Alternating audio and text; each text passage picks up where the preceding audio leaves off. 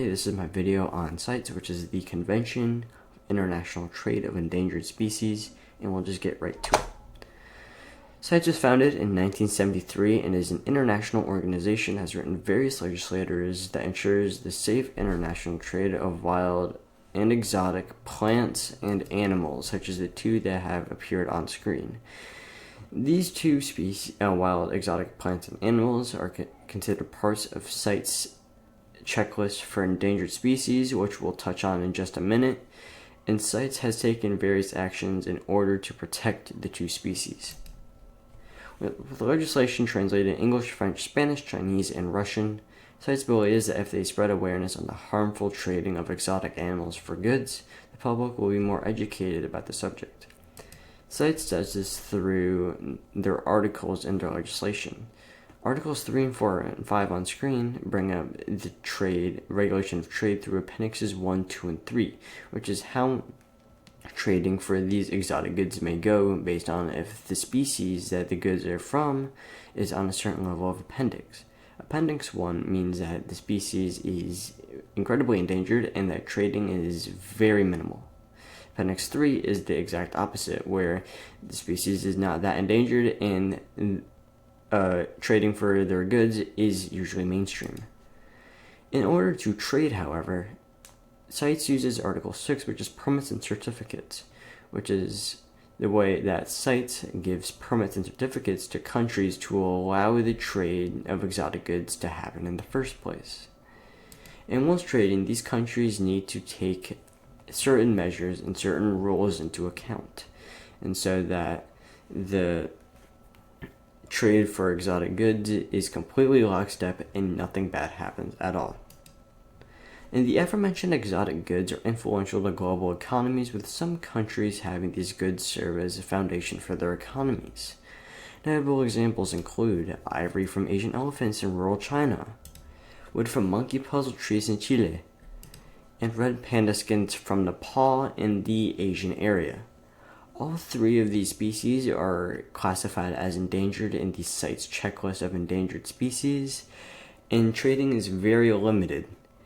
And the three exotic goods corresponding with these animals have harmed the species and have damaged ecosystems in the process.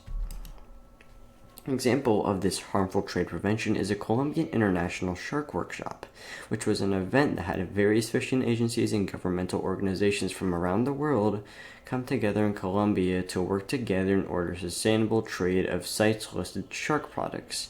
And this happened in 2014, and it was essentially a massive workshop that laid out trading plans in order to enable the sustainable trade of shark products without damaging the shark species and marine ecosystems in the process. And Cites legislation has led to the protection and a limited harm and deaths of nearly 40,000 animals placed on the checklist of Cites endangered species.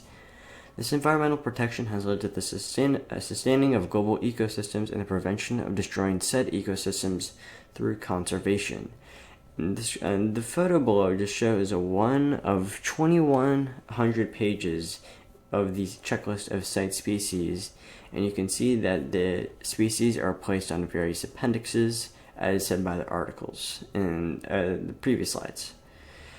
And this has been widely successful for Cites, as this number of 40,000 has only gone up, and some various species, as we'll talk later, have been resurrected, so to speak, from endangerment or near extinction into a thriving population.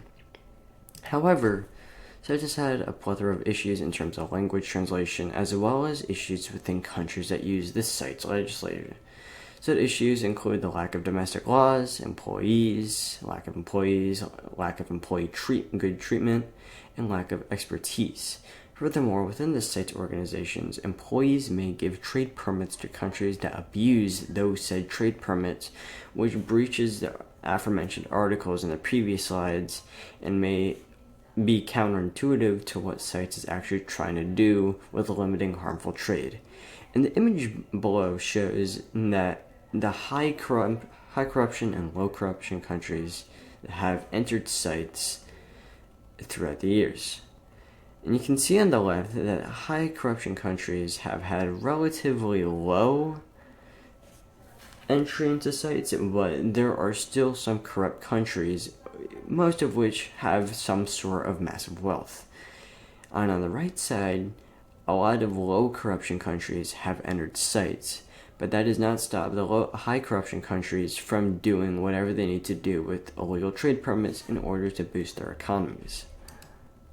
And despite the aforementioned flaws, as I said, Cites has protected over 40,000 species of animals across the globe, as well as transforming endangered species such as the Nile crocodile on the right into species that have a healthy population level.